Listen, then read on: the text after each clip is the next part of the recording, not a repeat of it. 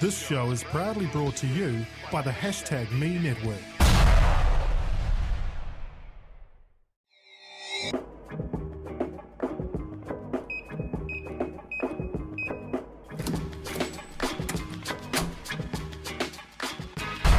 Access granted. So, Mike, it is 2015, so let's make a good one. Oh, God. Okay. Look, I'm rolling too. My brain is still on holiday mode, mate. Yeah. We'll do this. All right, and 3, 2, 1. Kia ora, and thanks so much for tuning in to episode 29 of Access Granted, our weekly Kiwi tech and media podcast, and the first show of 2015. I'm Mike, and my background is information wrangling, connecting people, and getting shit done. And I'm Raj. My background's in film, design, media, and technology. I also get shit done, by the way. You're here because you're a Kiwi that either works in or has a great passion for tech or media in New Zealand.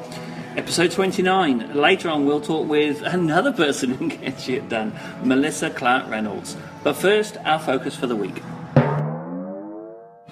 Right, the focus for this week was, basically we're still in holiday mode, so Happy New Year, Mike. Thank you, and to you, buddy. And what we talked about right at the end was unplugging for the holidays. Yes. So I was thinking maybe we should really follow up on that. And, How'd you go? And how did you go? You unplugged fully, didn't you? Go on. I unplugged pretty extensively, and I realised when I was doing it that the only way actually for me to do this was to uninstall stuff. On the phone, for example? Uninstall, yeah. Oh, well, I wasn't taking a laptop, or I wasn't. Yeah. The chance of me opening up the laptop was very slim. But on the phone, so I uninstalled Twitter. I didn't have Facebook on there anyway, so that was gone. I unsynced everything I could.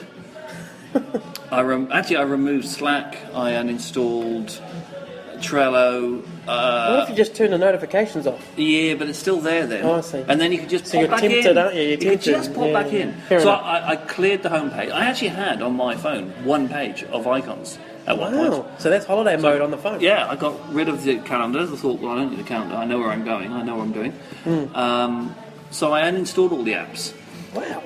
The one, I went into Twitter 3 times, I think, just to put up a photograph. Oh, the Hutukawa tree. Oh, yeah, that's right. Yeah. That was quite popular, so I put that up. Yeah.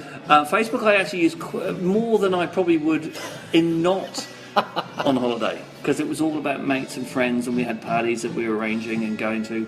Yeah, so that does come in handy, right? Yes. But the thing that I couldn't get away from was my photographs all got to Google+, so the syncing had to happen for Google, and Hangouts. Well, Yeah, I suppose so that's communication, right? It's my SMS as well, but also for my family in Sweden and in Wales. So that was all left on, but I unsynced everything, and great. So you did no project management, though? No. No email? And no, I didn't do any work at all. In fact, I'm struggling up today, as you know, to actually do any work. What I noticed was I turned it on Wednesday. I actually started to fade back in, and I reinstalled Twitter, and I put. I noticed when you jumped back on Twitter because it was about 10 straight away. Yeah. Oh, Mike's saying something. And my data usage went from bugger all, and the spike. I'll actually take a screenshot, put the spike up, and let you guess when I turned it on. It's amazing. And now it's all on and it's all syncing. Yeah. I am chewing through data like no one's news. Yeah. It's amazing. So how did you go? Because you weren't so sure if you could do it. Yeah, I wasn't sure I could do it. And I did discipline myself a little bit. I cranked up the computer, my Mac, twice, just to help someone do a quick image and maybe pay a bill. That was it. Oh, yeah. Then I walked away from Yeah. the damn thing. I put it in a bag and it stayed there. And I remember I used the whole 50% of the battery over the whole period. I didn't plug it in once. Wow. That's as much as I used. Yeah. Yeah. It's a few hours all up. So I was quite proud of that. That's the 'cause sometimes laptop, though. Yeah, it's like, okay. That ain't the real computer, though, is yeah, it? I know. Well, that's the production machine, right? That's what makes me do stuff. Yes. But what distracts me is the phone, right? Notifications, email, Evernote, whatever. So I still use Twitter a little bit, mainly, but I didn't post as much. I was just surfing for news. Okay, Right? So yeah. crazy things did happen over the holiday period. So I used it, like you normally do, but I pushed out less. Viewed a lot more, but then I turned it on or went to it less and less. Yeah. Same with Facebook, mainly for the friends connection thing. And then the more things I use, what do I use? Maybe the newsreader, the RSS reader, and that's about it. The rest I sort of walked away from. Yeah. Email, I did triage some email, just flick it on blah, blah, blah. Really? When I saw it, oh yeah, see you later. Because some of it I could put off till later. Then, and some of it's just, the daily deal stuff, so I just see you later. Did not out of office it all and just Nah. let people work? I put on my out of office. I don't do it because my I habit's am always here been and I will be never. deleting your email. Yeah, well, that's the thing. What I noticed was a few years ago when I used to do out of office, when spammers would spam you, you'd get a reply, Yeah. right, out of office reply, but they know that the email existed. So then I got more spam. So then I turned off out of office, and the spammers just got a dead end again, But you can say, and I've just had that habit. only reply to those in my contacts. You see, it wasn't that advanced a few years ago. Oh, I see, yes. And now that's the habit I've carried on from then. Yeah. Oh, yeah, it's on. And notifications come up, but I don't even bother using them. So was it hard? Easy? I don't think it was hard because everyone else switched off, sort of thing. People started using everything less. Yeah. I use text messaging more than anything else, and the odd phone call. So almost like back to, feature phone scenario. The good old days. Yeah, I miss those little flip top, that was quite good. Anyway, I figured, well, in fact, the smart thing to do is probably to get a feature phone, slap your SIM in it, and that's all you'll need. Text messaging and the phone, call. right? I was thinking, maybe next time I'm doing that. On my Motorola Razorback, it's a nice little thin thing. That's a good call. And that you can drop it, go, running around the forest and not forget about it. And how long does the battery last? Oh, bloody Days. weeks. Because you only, texting, that's about all you did with it. And check your calendar. So that's the thing. I did still use the calendar because we've got family things, events coming up, weddings and whatever. So that was just used. But other than that, it was digital walk away. So how did everyone else go? So here's the chance for everyone else to know. Did you make a conscious effort to get offline during the summer holidays, or are you still And get offline? outside into the sun, maybe.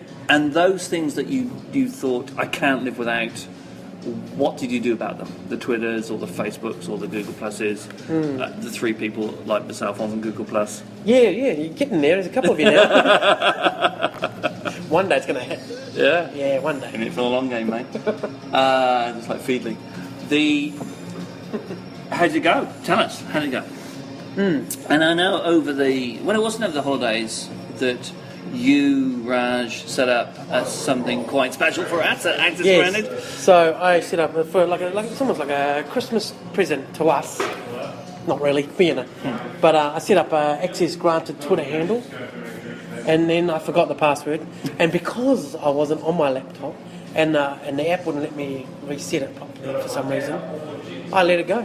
Yeah. So that's another thing I let go. I'll forget it, I'll do it next year. That's right. And so then I've just done it this week when I'm back on the laptop, redid the password, sent it to Mike, and now both we've got the Access Granted NZ Twitter handle, which is going to beam out all our goodness. It didn't take long either. And then I put a silly, ridiculous photo of us on there, and we're ready to go. That's how it works, right? So that means from now onwards that you're not going to get the Access Granted hashtag, or the hashtag, hash tag. That's right, yes. Yeah, it's an hashtag. I'm still not at work. Hashtag Access Granted Podcast. That's what we used to have. Right? That's right. You're not going to get that, just the hashtag stuff. You're going to actually, we've got our own Twitter thing. Oh, you're going to have to edit this one out, mate, because I am struggling. Right now, we have our own Twitter handle. Yes, cool. And it is at Access Granted NZ. Yep. So please follow us. That's where you're going to get all the Access Granted news, the Access Granted prizes, and where we'll be putting all our stuff. So thank you very much, Raj, for setting that up. Right, now to our main events. This week I noticed that the Inspiral Dev Academy are doing a tech talk, and they're going to do this, they say, is going to be a weekly thing from now on for the rest of the year. And this one is going to be a, what they call an Inspiral Dev Academy tech talk, which is done up in Walter Street, which is up, where TV3 and MediaWorks and all that is. This is in Wellington, isn't it? This is in Wellington, of course, which I did not mention. And basically, it's they're going to get a bunch of guys who came and did their boot camp, come back and give feedback and teach the new young'uns how things work and what things to look out for and all that kind of stuff, and how to make the most of those 9 weeks that they spend at Dev Academy.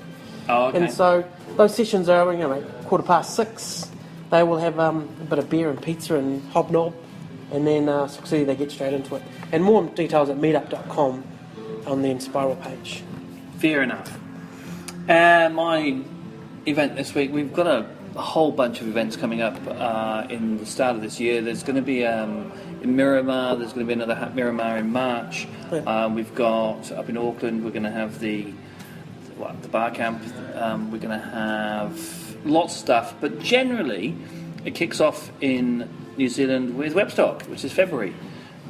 This year, 2015, we've got Webstock happening on the week of the 26th of February. And the 2-day inspirational event, as I call it, happens on the Thursday the 19th and Friday the 20th. So prior to that is workshops. Get in, get your tickets now. They will sell out. They always sell out. It's down here in Wellington at the St James Theatre, and you can get the tickets at webstock.org.nz. And my standout speaker for this year is, well, it's unknown because it's you're always blown away by someone you didn't think would blow you away. But I suspect the one that I will go, oh, wow, is Shelley Bernstein from New York. She is someone I've been following for a long time on Twitter and various blogs, and she is amazing. So that's the tech news and events. They're all over the internet. You don't need us to tell you which ones to go to. Go to Webstock. Go to the Inspire Dev Academy talks, of course. But they're all tweeted as they come out on our new Twitter account, which is what's that again, Mike? At Access Granted NZ. If you want to follow us, if you don't, we don't care. I don't care. Just do it or not. Exactly. Right, this was the final interview I think we did last year, 2014, with Melissa Clark Reynolds. Melissa came armed with a number of things that she was determined she was going to talk about. Yeah. And man alive, we were extremely happy to go along for the ride. She is someone who has... a lot of things. It's a horrible phrase, been around the traps, been around for a long time, but she has a wealth of experience. It was fantastic that she took the time to share her experience and her insights with you and I and our, I was going to say readership. Listeners to the listener out there. Thank you very much to the listener. So listen along and be educated. And hi, and welcome to Access Granted, Melissa. Thank you. Good to be here. We are with Melissa Clark Reynolds. We're in Studio 2. Or even Studio 1, to be fair, it's coming out, which is Golding's. spend more time here than our regular studio. With Melissa. We've chased Melissa down via LinkedIn for quite a while. And finally said yes. See, I think bars are like the coffee bars of the present or something. You know how the new entrepreneurs- ones. Yeah, the new Used to ones. be all Yes. cafes. They used to now all sit in cafes yeah. drinking caffeine, and they've all just got a bit hyper. So it's time for them to sit in a nice bar and Chill out. relax. I think so. It's like that whole kind of gin craze, you know. I was just beyond my time. Yeah. I've always sat in bars, just not done the deals. Yeah. So, look, we've got an opening question that we Yeah. almost always say. Okay, cool. Ask, it's what makes you happy? Oh, God. Well, actually, really spending time with people I really like makes me happy. So we'll keep this short then, I suppose. So I have, and I guess because I'm a typical kind of introvert, extrovert, kind of geeky person, there's that side of me. And then there's the other side, which is absolutely being by myself with some thumping music while I nut something out that is beyond, working out. Like, that is Kind of just thumping so... music. Well, Chemical Brothers, something No way. seriously Cody, kind of loud, slam it out music. Then that you kind of get lost in while you work something out. I like that. And then the third kind of favourite thing to do is to be like out in Wellington Harbour on a kayak, swimming, something like that. Obviously only swimming 1 month of the year. On the good month. The good month, Yes. kayaking on the other months, but something really quiet, doing something very cool with nature, I did a beekeeping course this weekend. That was pretty bloody cool. Awesome. Yeah, I know. So that kind of counts amongst that sort of communing with nature thing. Also, 60,000 bees I was crawling gonna say, over and my with hands. others as That's well. kind of scary. I know. It was, So they're our next new kind of pets, really. We're getting a beehive up in Roseneath. Wow. Yeah. Well, are they dying away? They're going away? Is that They are. that's what I hear anyway? No, they are, but they're just extraordinary. Like, geeking out, right? I found myself wondering what it would take to kind of work out like the fractals on the drone cells, And I'm sure I was the only person on this beekeeping course working out how to mathematically model because the drone cells are a completely different shape. They look like Gaudi's architecture. Oh, okay. Yeah. So they're a completely different shape and size and dimension. Everything is different because they have much bigger larvae, right? So their cells are completely different. And I just thought, so that makes me happy. There you are. There you go. Bring it all together. Yeah, so I've never had that response before. That's a new one. That's a new You one. haven't tried beekeeping Bee with the larvae. Chemical Brothers? Bee larvae makes me happy. Hanging out the Chemical Brothers, just doofing it out. Duffing it out. Yeah. Swimming in the thing. And something really swimming in silent, the you know, thing, yeah. silent meditation stuff, but physical. I like doing something while I'm just wandering along, In the thinking zone. about stuff. Yeah. Yeah. So you call yourself a geek? I do call myself a geek, though I we've do also kind seen- of go back and forth between, you know, my daughter and I have these debates about whether it's better to be a geek or a nerd, and I really have no idea, but I'm in there somewhere. I Probably have a like, look at Epic Rap Battle. Yeah? Geeks versus nerds. It's quite hilarious. Ah, and and then so- maybe you'll find your place. okay, I'll do that. Yeah, it's quite So fun. what's the, what do you guys find the definition to be? What's the difference? Geek and a then? nerd. Yeah. It's hard to say. I reckon they're almost the same person, really. Well, Michael, what would Michael Depends what Lopp they're say? into, Have you right? seen the Michael Lopp? No. Definitely did a web stop Was that the one? 3 or 4 years ago. Because I've seen the one that sort of basically says nerds are like deeply passionate about one very little thing. Is that his theory? And then geeks, you know, generally more kind of techie annoying Yes. or something. Yeah.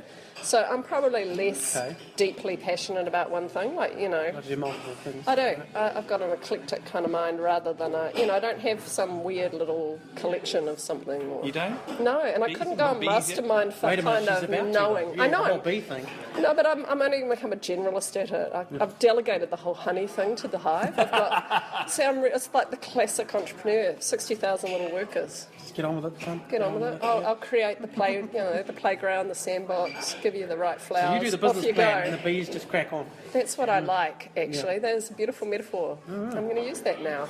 Yeah. Yeah, but I think so. I do. I like the whole creating the sandbox, coming up with the general direction of where I think we want to go, and then getting people just to come along and Buzz off and get on with right. it. But they also usually create something that wasn't exactly what I had in mind, but was way better. Way better. Not honey. No. No. Comes out with toast already. Oh, no, yes. Pre-buttered Well, I'm and actually bee honey toasted. kind of Oh. interested in what you do with propolis now. So they make, Oh, they make yes. this sort of gluey goo. It's got, you know. Anyway, so yes, I do describe myself as a geek. I think, you know, I've always played in. I like things that are new and interesting. And I was the only girl who did applied maths, which meant computer science in my high school, which meant I got bused to a boys' school to do it. And Whole bus just a for whole you. bus just for me, a mini bus for me. Wicked. I know. That is But it meant that if you wanted to Weird. wag, which I often did, Sad, but- nobody really noticed. weird.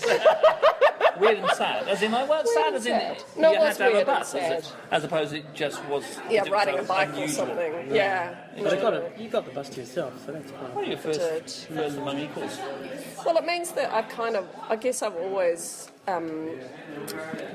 liked. I haven't worried about being conventional. I guess it's that, you know. Like the good thing about that was, you know, high school can be one of those times where you think, should I just blend in, or shall I go my own way? And I think that was actually good training for, you know, being an entrepreneur. Even though I Being didn't live, realise it yes. at the time, I thought I was going to be an academic because I was really nerdy, as it were.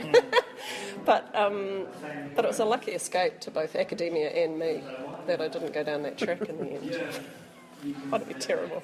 You don't know this. You don't know. Well, you don't know this because you never know. Because we looked you up Oh, did you? What did you looked at find? you on the It's all Google. PR. I had isn't a it? bit of a look. on the I Google. checked out the LinkedIn, the Google, the other else. Because I website. basically go, you know, like I don't need Just a a card reset. because if you can't find me, you can't use the internet. Trying to You know, like really, put truly. a stone and I hit straight away. Yeah. I know. Straight away. And, oh, look, this is her right I here. sort of Oh, got, I got over 28 Twitter pages. and I haven't used it, but at one point I had 3,500 like 9-year-old boys or something, you know, following us on Twitter.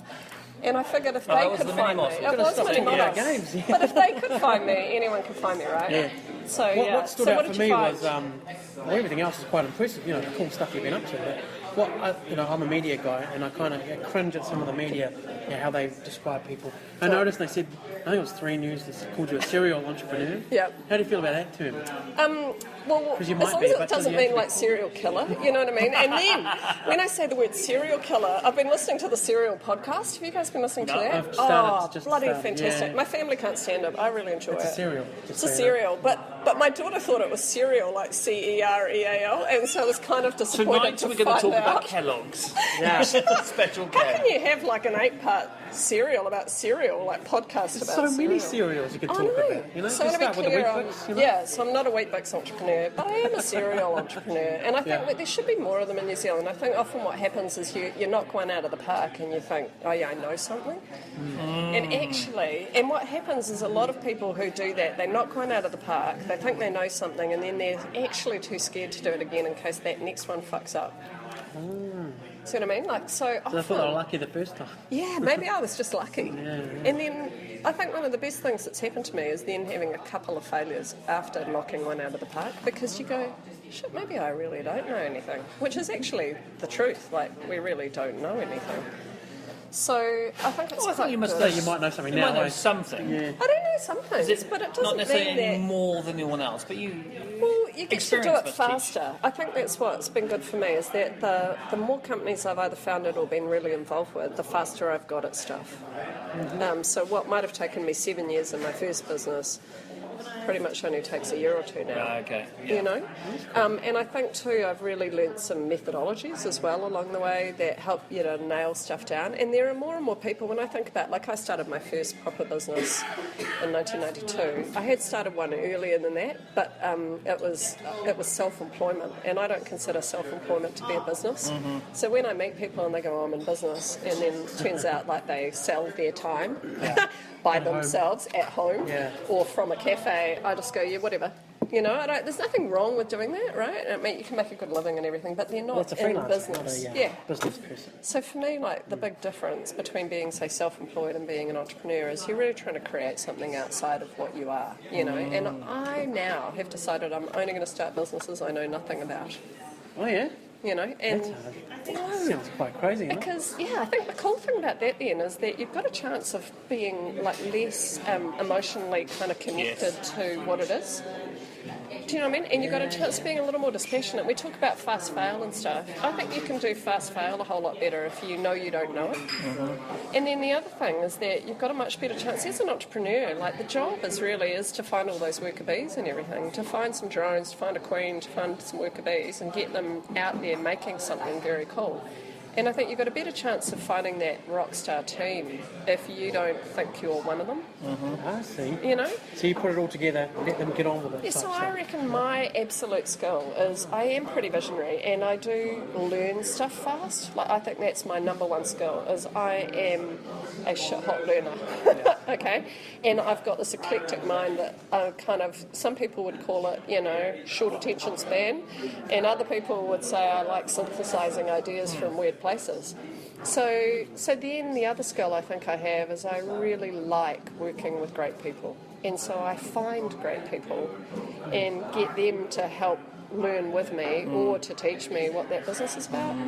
And to me, that part of that, what makes me happy question is, you know, when I said I really like hanging out with people I like, some of that is, you know, I love my family, I love my kids and my man, and I love my friends, but I also really love the teams that I work on. And if I'm not working on a team I love, I either change them out or I go do something else, you know. Like, I don't want to work with people I don't love, you know, like, really. Life is short. Yeah. Would you say, because you've resonated with a number of, that was a wanky term, resonated. It's all right. That's right. You looked at me On then. the vibrations of the universe. So the universe vibrated for me then. No, that was Oh, hang on. earlier No, on, there was an no, earthquake. that was my phone. Yeah. Hang on, that's okay. Oh, that's your phone. Yeah. The what I heard there was there's a bunch of startups I know, millions of them. I don't know millions. There's a whole bunch of companies I know that have been around for ages and ages. And the one thing I've said to them is, the thing that's stopping you growing any further is you two. Yeah. You own the business. You're emotionally attached to the Yeah. business. So if you're not emotionally attached, you just go, well, let's make this as big as possible because I don't care. Yeah. I care about the outcome and I care about the people. Yeah. And I care, I don't want to fail, right? Nobody wants to fail. Okay, so I care about winning and I care about doing a good job and I care about the people. So it's not totally dispassionate, because that's actually, like, I think that's a problem too. If you're just totally on, you know, It's like Zen a business kind of consultant Oh, or I don't something know. like that. Yeah. I just think disconnected is not good either. I Yeah. mean, I just don't want to live like that. I want to live connected. So I think what it is, though, is dispassionate about whether this business model is the right thing, or whether this market is the right market, or whether this particular technology is the right one. You know, I've moved around a few roles, and when, you know, there are times where we've Javaed a company, or, you know, I .NETed a company because that was the right thing for that company. And so I think it's quite important to be dispassionate about the actual platform or something, and to kind of go, you know what, these things actually don't matter. It doesn't really matter whether it was Ruby on Rails or Agile or what, you know. Like, if you're attached to that, you are probably not attached to building the absolute best product for that market that you can. You're just attached to something about your identity that says, I'm an Agile person, or I'm a Ruby on Rails person, or, you know, Java was so yesterday, or whatever the fuck it is, you know what I mean? Like, that's not actually... Zone thing too. It is.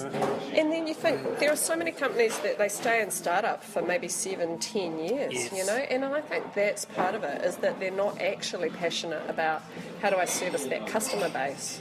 They're passionate about building their thing that says something about who they are. Yeah. There you go, that was my evil bitch moment for So the day. no, the They're ego not really startups drives after what- 10 years though, are they? They're more But some standstill. of them are, yes. Well, they're zombie companies is what they Yeah, are. aren't they? No, they are, because they refuse to die, right? But they're Yeah. never fucking growing up. Keep They're never cracking going on to anyway. come to life. They're the forever walking dead. teenager, yeah. Yeah, walking dead. I know. But there's Sorry, a I've lot just got of all these them. companies going past my mind going, I think that sort of leads me on to another thing that I'm quite keen on, is that I think at times too, you know, we've got a lot of what I call cherubs in New Zealand, you know, they're like the mini angel investors, and they're very sweet, and they invest like fuck all, right? But they're angels, so we call them the cherubs.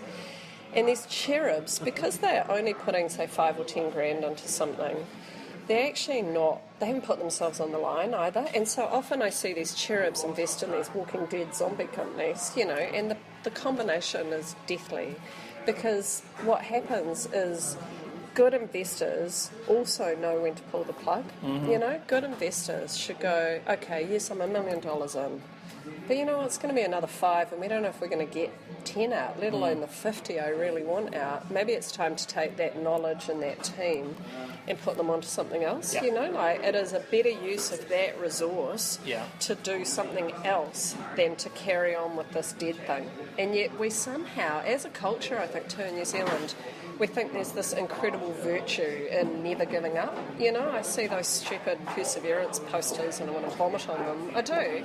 They You know hang what I in there mean? ones. Yeah, the night is darkest before the dawn, and all this other shit people tell you, right? It's not actually. It looks lighter because it's, you know, the sun's coming. Oh no! Anyway. And in a good company, the sun comes up every day. Yeah. You know, you don't spend forever in that twilight zone, right? darkness. The darkness before the dawn. So I think sometimes we think there's this real, some sort of virtue in perseverance. but there is at the beginning. At the beginning, you totally have to suck it up, right? I Yeah. don't mean that you don't. But you also have to set some rules for yourself, I think, and I'm going to suck it up for this amount of time and this Yeah. amount of money. And if you're not, it's like a gambling habit, right? Because if you go to the races and you go, you know what, I'm going to spend $100 because it's a bloody great day out. And if you've lost your $99 and then you think, you know what, maybe I'll just put another 100 in because it might work out. That's an addiction. That's an addiction, right? And I think that's that line between kind of perseverance and an addiction in these Walking Dead companies. And you've got someone else who's going, I'll give you $5. Yeah, I'll give you $10. $5. You just put another year of your time in, right? You just take another 10 grand a year in Yeah. salary, and I'll put another 10 grand in, and we'll all be fine. Problem because- gambling. Well, problem It business. is. Because next year, But we could be call that, Google. yeah, because we could be. And you go, you know what? And then the other thing I get sick of hearing is every successful business person has gone broke at least once. And it's like, what a load of bullshit. I know, but I hear it. It's like, okay, I'm just actually, it's like, what? So why don't you just go broke now, get that out of the way then? money. That's right. And then move on to something else. Then you'll be good. Then you'll be a good I business know. person. Then Well, you'd I be could a just good give my business bank person. details now to those people. They could just know. send me the money, Yeah. go broke. Obviously, we'd be successful. Assets granted, so to become very successful. Yeah. Except you wouldn't know why. So when you did the next startup, you'd still have to learn again. And then zombie along for a little bit. Zombie along. Well, zombie along for another 10 years. I know. That all sounds really kind of Zombie like along. zombie along. We should call it that. We should actually start like some sort of entrepreneur support group. Yes. Called Zombie you Along. zombieing along. Yeah, you zombieing along. Yeah, come and let ZA us meeting. like defibrillate you out of Go to my it. ZA meeting. Yeah. Drag I have all your issues. carcass into this meeting. ZA, it's perfect. Zombies Anonymous. For all those entrepreneurs that are going nowhere. I'm going to show up on time, Yeah. but I'll take forever to get Yeah. there. That's all right. I know. I think there's definitely a veneer that's been put onto startups I recently, think so too. where people just go, startup. Just the phrase startups has become And cool. I just, I And it's know. like, And when they go, "Are you doing a startup?" I go, "No, I'm building a business." like somehow as if doing a startup, like somehow starting shit is good. Yeah. Well, actually, no, finishing shit is good. Yeah. So, I noticed all the startups, you need to have a cheese cutter and a moustache. And a couple of haven't you vests. seen that And then suddenly- lumbersexuals or whatever they're called? suddenly You've got to you're be like a startup fake dude. So you've got to lumberjack. have yourself a MacBook and then off you go. You're doing pretty well yourself though. A little plaid shirt, you know. What do you call this? Kind of, you know. Is that a the garage craft beer, project craft for beer. you? that one Yeah. is a garage project. Yeah, see? Garage project. It's a garage project. Just up for to the you. garage project. Yeah. Yes. Yeah, but true, you've got eh? nice shoes. Yeah. Right? Oh. God, Is that good or bad? Have you got shoes on today? got shoes well on. done. So, anyway, When's being a lady? Alright. Put your shoes Because on. startups, mate, they come so I with didn't know shoes. this was going to be like the beg an entrepreneur interview, but I say all this stuff because I've done it. Okay, Right. like I think that's the other thing is that you know I have had that whole hope as a strategy thing. I've done that. I've taken money from cherubs. You know, I'm serious. I've been a cherub. I've put money into stuff that really should never have got any money, and then hoped like hell it would come right. And then when it didn't come right, you know, gone in, worked with the founder, miraculously, you know, we'd get back on track and make some money. I think, okay, you're fine. I don't need to babysit. Go home, lose money again. Come back in, be the CFO for a while. Shock horror, we make money. Leave. No, it doesn't. You know. So you can't leave, basically. I know, but then that wasn't the point, right? I wasn't Yeah. becoming an angel investor so I could run something I didn't start. You went You know? from angel investor to CFO. Yeah, just like that. Part-time On babysitter. $18.50 an hour or something. You know, like again. Yeah, smacks Okay, for a head. little while, but Just not so you know forever. what that was. Yeah. Yeah. So you've been through and I've done. been through all that stuff, and I just don't want to Is do there it anymore. at any point though that you can? Do you believe you can tell people this? It's a little bit like I think being a that teenager and saying, "Oh look, now this is what I've learned from being a teenager," saying to your teenagers, and they'll look at you going, "Yeah, but it's different in my day." See, if you put a teenager in front of a business and then you want to be like the board of that business, you're probably in deep trouble, right? However, you could work with grown-ups, right? You know, so then I don't think all entrepreneurs have to be teenagers, I guess. No, is what it I'm wasn't saying. that. No, it wasn't. It was So- more But I trying to explain your life as a teenager to a teenager. yeah, they'll I go, think you're on a hiding to nothing. yeah. So But being I do, like, I have a mentor, and I've always had a mentor, right? And there are times when I've taken their advice and times when I haven't. And sometimes it works out and sometimes it doesn't. Yep. Often it doesn't work out when I don't take their advice, Okay. which is kind of interesting. It must be pretty good then. Aren't it? And then, you know, now I find it really interesting because I suppose the other side of that is that I think that, again, like two types of entrepreneurs, there are the ones who want advice because they want affirmation. yeah, And then there's a group of entrepreneurs who want advice because they want to be the top of their game. yeah. And so I think too that question of can you advise them or will they take their advice or something, I think part of the problem with teenagers is they know everything, right? And so they're a bit like that affirmation group. Yeah. All they actually want to be told by their board or by their investors or by a mentor or even listening to a podcast or something is they want their worldview reinforced. They already know they're shit hot. They've got a slight fear they might not be, so they want a mentor who tells them they really are shit hot. Yeah, okay. And I don't want to play in there, Yeah. right? And also, I don't want a mentor that would allow me to behave like that. So both sides, like I don't want to. Whereas You want pushback at some point with I it. do, like I've got a Keep you on mentor at the task, moment who, you know, he probably won't listen to this, but if he does, you know, he is awesome. But he's also an old white guy, right? Which I am not. And I understand. Okay, but part of what's awesome about that is I want to move into a role now where I'm doing a lot more board roles. And when you look at my CV goes scary, a chick, but apparently, like, I'm old in the tech industry. I'm a baby in the directing world. Really? Oh yeah, I am a young director. It's amazing.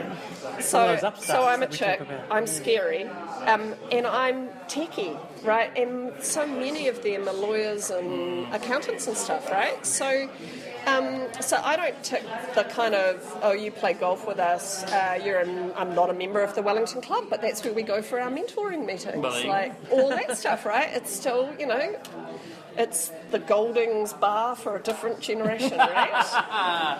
Yeah, different dress code. I'm allowed to wear pants. It's amazing. Not that I take them off, but you know.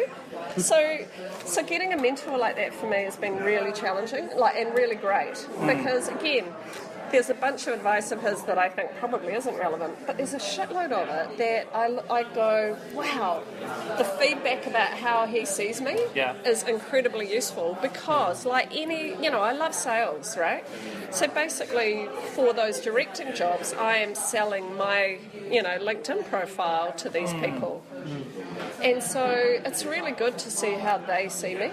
And so if I only went for him to go, oh, you're awesome, you'll get a board, I probably wouldn't get any board positions, is the long answer to that. So how would you, if you're up for getting advice, obviously all our listeners are, those other listeners, we don't have to get those people. They're just muppets and they don't listen to us anyway. We don't No, because, you're probably not going to give them any affirmation. Unless they could send their names in and you could interview them, and then they'd feel really good about themselves. That's true. They can go into the junk box. And that's great. So that's fine, they can send them. So the only people that we interview are those that are looking for affirmation. Yeah. So, Mel. You're awesome. Sorry, But those people that Want to learn something, I'm not sure what the question is I probably am talking to those people who are listening saying, why aren't you? Why don't you have a mentor? Yeah.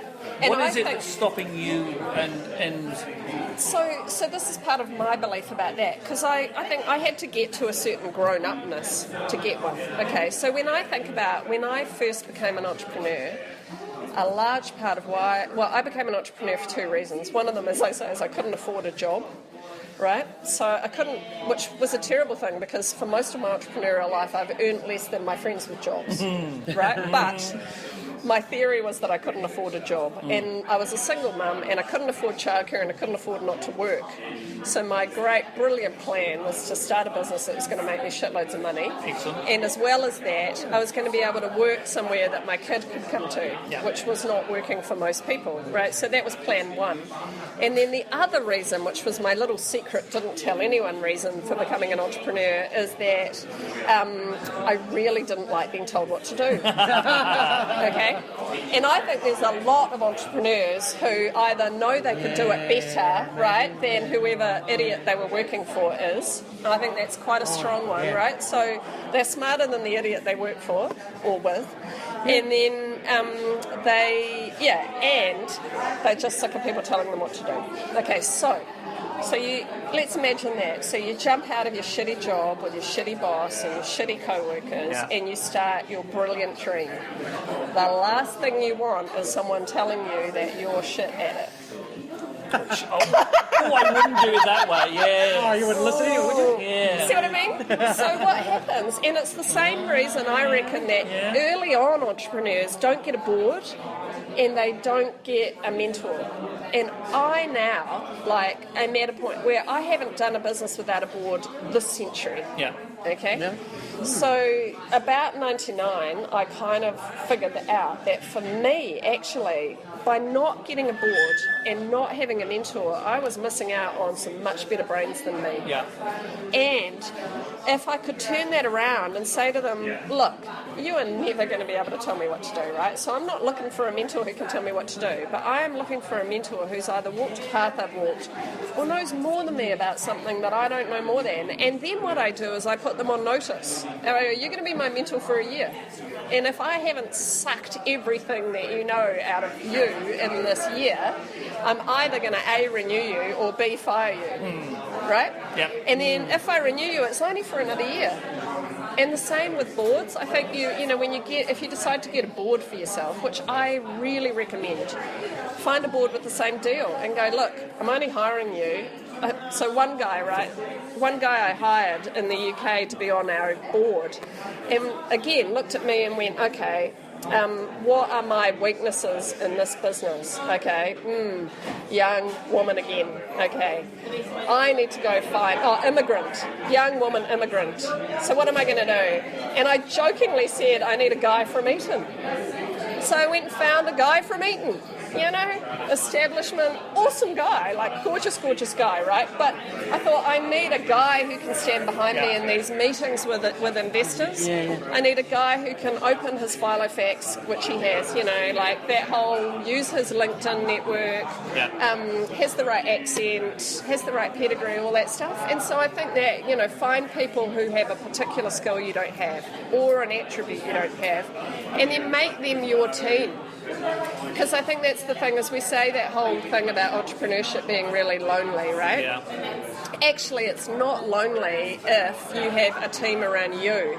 What happens is you have to lead your team of staff, and if it's turning badly, you're going to have to lay them off, or, there's all this stuff, and that's part of why you have to keep yourself separate when you're the entrepreneur and they're your staff, right?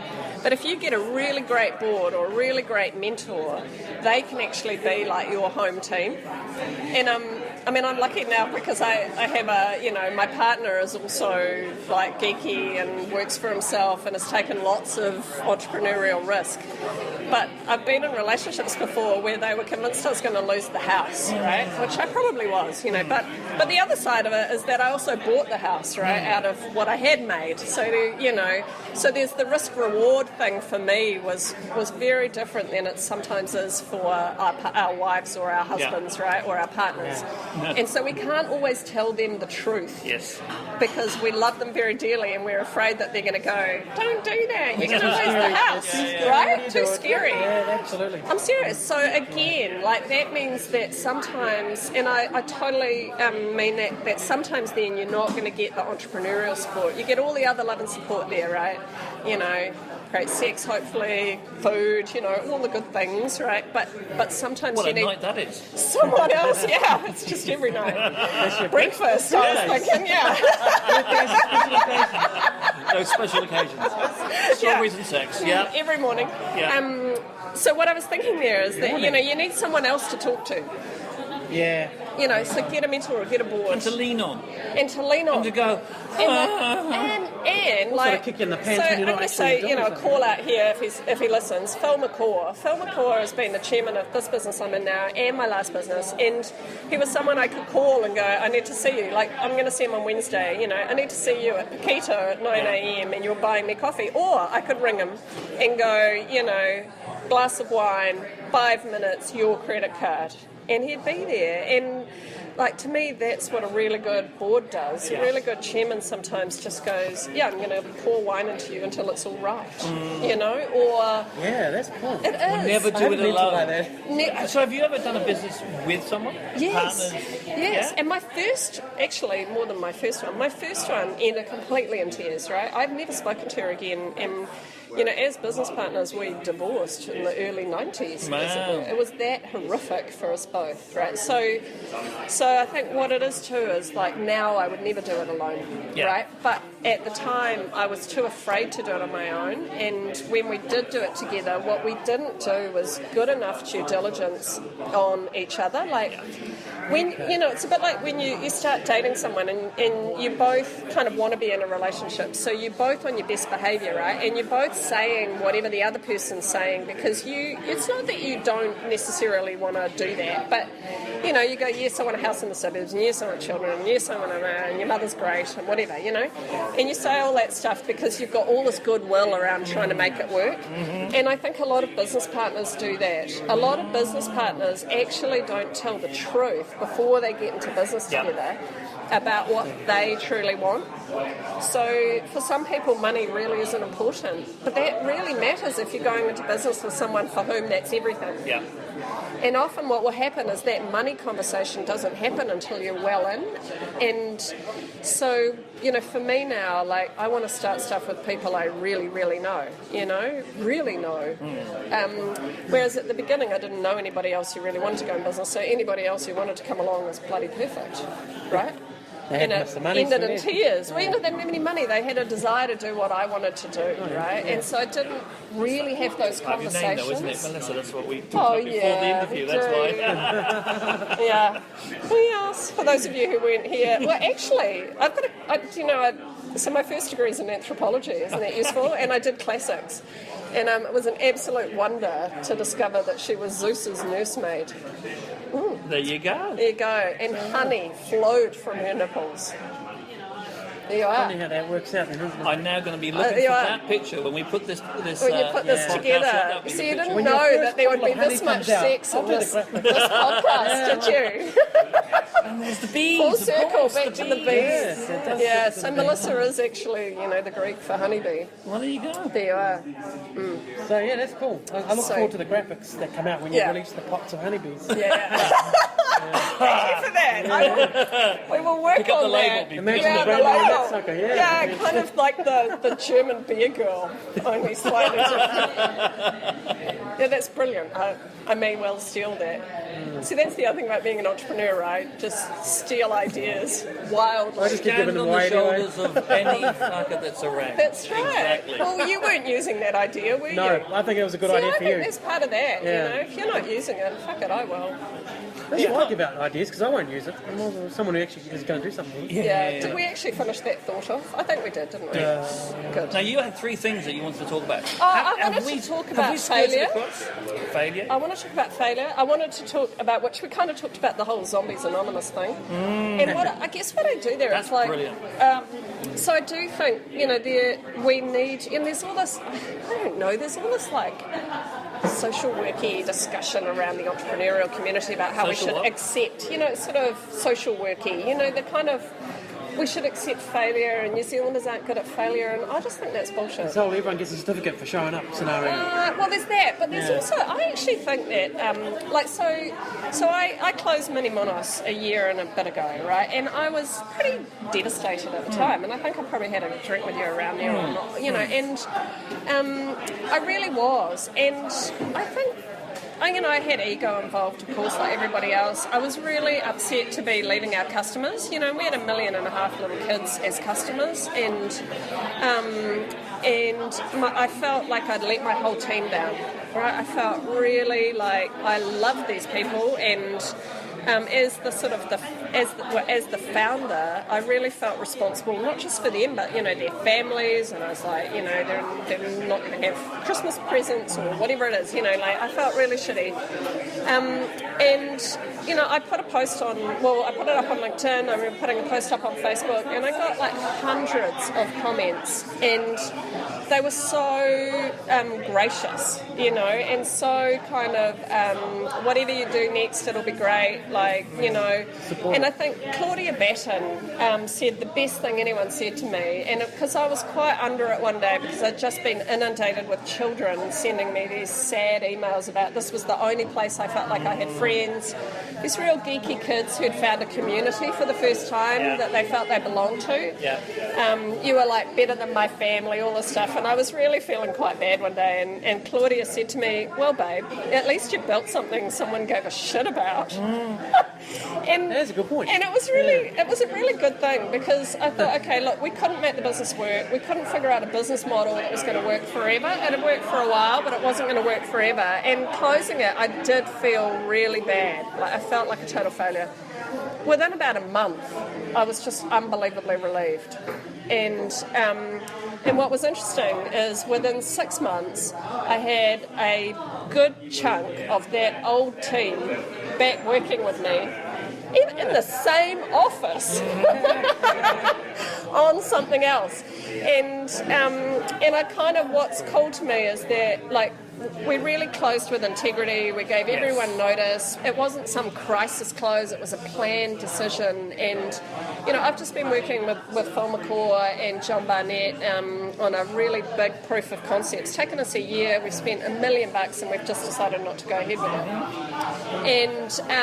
And what's really cool about the thing is, like, we're all, again, within one of the team, we told them on the morning, and by the afternoon he'd started a new job. And by the Monday, this was a Wednesday, by the Monday 2/3 of the team were employed in jobs they actually wanted, and most of them had 3 or 4 offers. And so, you know, I never hire idiots, right? I work with great people that I love working with. They're all highly employable. And I didn't have any of that guilt this time around. It wasn't like, oh my God, they're all going to be unemployed. It was like, oh shit, I hope you don't have to work for an asshole. You know, it was a completely different kind of thing. And so you can look at it and you can go, you know, we talk about fast fails, right? And that fail word is emotionally laden. But this one, you know, we've still got $1 million in the bank. Yep. And we're going to have to figure out how to give it back, you know. But we proved out a concept, we did a whole lot of stuff, and then decided that we just couldn't make any money out of it. And I don't consider that to be a bad thing. It's a good thing. And I'm still sad to see the team go, but I know I'll see them in another project or another business somewhere. And I know that all the relationships, again, are still intact. And when you do that, you've just, again, you're freeing up resources in a sense. You're freeing up mind space, you're freeing up talent, you're freeing up money, you're freeing stuff up to create something else that is generally cooler than the thing you were actually trying to do, that you are unrelentingly, you know, fingers on the cliff, holding on, I'm not going to let go. And often when you're holding onto that edge of the cliff and going, you can't make me, you know, I won't fall off this cliff, you don't actually rise, you're only an inch off that feather bed. And so when you let go, there is no hard landing usually. You know, usually you let go, it's like, oh my God, I'm lying on the most unbelievable feather bed. Oh, and someone's bringing me strawberries. Now that's it. And it's right there. And it's the morning. It is, and it's the morning. It's Wednesday. Everything's going to be all right. It's Yeah, business time. but often we resist that so much, and then actually what the worst thing that can happen, which is that you lose that business or you have to close it down or something, often that actually isn't. The worst thing that could happen is it's Thursday and you've got to go in again. Totally agree. But that goes back to what you said at the beginning, which is I'm going to work on stuff that I don't know, because I'm not emotionally attached to it.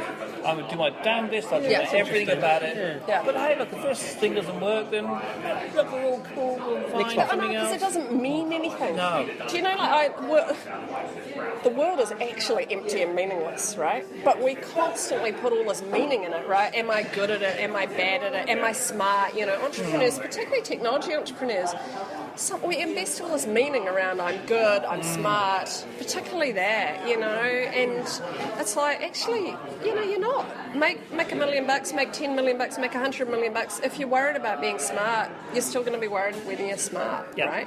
Or whether you're lovable, or whatever that little drama is that every human being plays out. None of it, being successful, not successful, none of it means anything. And I think that's an incredibly useful thing to know. It's a very freeing thing to get that. Unbelievably freeing. Yes. Unbelievably freeing. I feel this is just part one, moment. isn't it? Oh, yes. This is part one of a series of different podcasts with Mel. I can come back and do a whole one on empty and meaningless. But anyway, so the three things, right? So I wanted to talk about gambling, which I did, right? That whole thing of hope is not a strategy. Yeah. Let's not throw any more money in this thing, it's dead. Yes. Dead. And knowing when to sort of know that, right? Yeah. That's the hard bit. And then the other one I wanted to talk about, which I did, is that whole, like, call a friend thing, you know. Get a mentor. Get someone challenging, though, you know. Don't get a mentor who's like you. And you know, I don't think you have to find someone who's succeeded necessarily. Sometimes people have failed have got more to teach you than the people who look successful. So I don't mean, go find a loser and get them to be your mentor. Yeah, big L. It might have just lost once. I know. But, do get that advice and recycle them, right? Put a due-by date on That's them. an excellent piece of Yeah, advice. that's recycle good, eh? them. You're here I never for thought of this. that. Yeah. And It'll if you help me don't- raise money. If you don't, fuck off. Yeah. You know? Yeah. Or if you do, I great. saw recently- Now I don't need anyone who can raise money anymore. I need someone who can help me commercialise into the US. Yeah. Bye. And the other way round. If you're Yeah. that mentor, Yeah. know why you're there, and if you're not there for that reason anymore, resign. Yeah. Move on. Move. Go. Go. Go. Because life's too short. Yeah. Egos exist everywhere, and there's that. Yeah. I know a Yeah. board member recently said, "I'm done." Yeah. It's not that you're sorted, but I've spent- got nothing else to give, I so spent I'll 4 move on. months on a board recently. 4 months on a board. Yeah, I joined a board and I realised when I got in there, it's like, oh, I just felt really special for being asked. Like, I did. I felt really special. And then I didn't do very good due diligence because I felt so special. And it was something I knew a lot about. So I felt like an expert and I felt really special and I felt really, really flattered that they asked me. And then I got in there and it was an absolute disaster. And then I thought, and then my little ego kicked in again. I thought, I should help. I've got all these skills, I'm so amazing, I could really help them. And then I just slapping myself on the head every day about this thing and finally realised I just had to get out of there. Yeah. So sometimes too you should just bounce in and bounce out as a mentor, as a board member, or if it's not working with your mentor or your board member, kick them out. Yeah. It's your business. From both sides. Exactly. Exactly. Yeah. There you go. There's your 3. No, that was my 3. Anything else you wanted Where to are they cover? going to find you? Online. We know this. If you Type in can't your name, find me in Google, you just can't Google. and they just bing you. Seriously? And, Bing, Bing. DuckDuckGo, Does anyone, I did File. actually email someone recently and went, does anyone use Bing? Because I got, I heard noise. do you guys I know heard noise out Kalina there. Jordan? People are using it. Do you know, anyway, I've got this great woman I've worked with for a long time who's an SEO guru. Oh, Kalina. Kalina? Yeah. And she was going, we should do Bing. I'm like, Bing? Was it 10% or 5% of the Well, market? apparently those 5% do spend money, so they're worth They might do, binging. yeah. But, Yeah.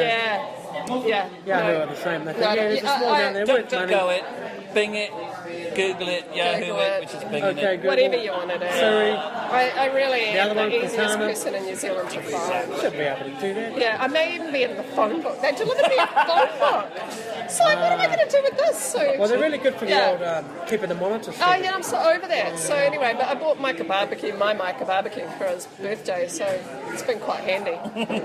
Yeah, that, Highlighter. I know. It's wonderful that the Yellow Pages are now delivering in handy flat pack form So, firelighters. but you know, wonderful firelighters. concept. But to try and unsubscribe, right? I googled that, and then it's you about can, right? Yeah. Yeah, but try and find it. Yeah. Yeah, it's it's a link unbelievable on their how many website. clicks you have to can do. Yeah, exactly. It's I just did. an outrageous Well, they're actually legally obligated to number produce of the things. clicks. That's the problem. I just thought I did last year because I tweeted it and someone told me so I did that. Yeah. And I just had still two got it? delivered. Two Yeah. delivered. Oh, wow. Front door, back door. Oh, so they must have thought you wanted more, not just less.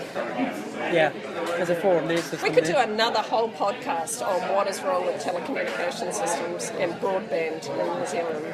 That sounds like a everybody special. else. That sounds like a We should special. get about 10 people in to Yes. do that one, but I'd be happy to do that one. Sounds we good. built a cloud. We built our own cloud, which I'm now literally ripping out of Hamilton. And In your own cloud. our own cloud. Far out. Yeah, so if anyone's in the market for a second-hand cloud, Google me. Have I got the cloud for you, love? Grey cloud now, isn't it? Not so It's like- white. It's a bit Oh, grey. we've got clouds, we've got private clouds, we've got all the clouds Yeah. going, we've got That's Hamilton right. clouds, we've got them all. Come with the golden. You see the lady in the corner. She has some clouds she has going. A cloud. Well, I was, doing this little government contract last year briefly, and they kept talking about the cloud. I kept going, it's in Petone. And they go, no, it's in the box over cloud. I go, no, it's in Petone. Your cloud is in the tsunami zone in Petone. That's not exactly safe then, is it? I know. But anyway, Down a moved secure- it to Hamilton because I think Hamilton's awesome. No, it's awesome, right? There's hardly any water around. Yeah, right. It's got no tsunamis. It's got hardly any earthquakes. It's not in the vapour kind of direction of the earthquakes, and it's so boring. No terrorists going It's just there. a bogan problem. Other than that, you're fine. It's also the place where the guys who put this up, the hashtag meet people, Yeah, that's where they're from. yeah, yeah. Wow, nice, cool, Mel. That's good. Yes. There you So a bit are. of Well, Hamilton. Love the had Tron is the hashtag. I know. Love the Love the Tron. Tron. Well, we did have our cloud in the Tron. There you go. Yeah. Nice. Yeah, it's where I would put Well, a cloud. thank you. Appreciate Mel, it. No, so pleasure. much, mate. Absolute Cool. pleasure. It's Thank been you. fantastic. Thank you so much. I look forward to it. Well, it was great to hear from someone who's been running startups for more time than many others out there. Absolutely. She knows what she's doing. She's been around, right? She's a veteran. Yes. Knows what's right and what's wrong. Anyway, we have to say it was great to have a woman reaching out to those who share their wealth and experience and know-how. So, many thanks to Melissa for that. Thank you, Melissa. That was awesome. Call to action. You should go and follow the following things. Right. NZ Raj, Miramar Mike. On Twitter. Access granted NZ. No, don't follow that. No? It's awful. Yeah, I heard it was, but run by a Terrible. couple of monkeys. Yeah. Exactly. Called NZ Raj and Miramar Mike. Yep. Yeah. Right, let's do a shout out. Shout out. Well, thanks to people commenting on our Twitter, of course, that have been using our old hashtag. We also have a new Twitter account, as you know. And, thanks for connecting with us there that it already has. And we're in Studio One. We call it Studio One, we always have, and it's Goldings. It's the first place we think of when we come to record, so yeah, Studio One. In Goldings is nothing without Sean Golding, and who happens to be sitting next to us. So, Sean, anything to say? I love beer. Who doesn't, right? If you love beer, that's the best thing to do is open a pub, isn't it? Is beer art? Okay, there we go. We'll come back to him on that one. Excellent. Thanks, Sean. Thanks for letting us jibber jabber in your pub, mate. Anytime, I mean it. And as always, don't take our jibber jabber as gospel, because I don't. As all the links go up on the podcast post at the most wonderful hashtagme.co.nz. And for all the other hashtag goodness, such as the updates, the prizes, the newses, and much more, go to hashtagme.co.nz website. Thanks for your time, and see you next Tuesday with the Kiwi Tech News for those who make our computers do what they do, ka kite and all. Access granted, NZ. Just saying.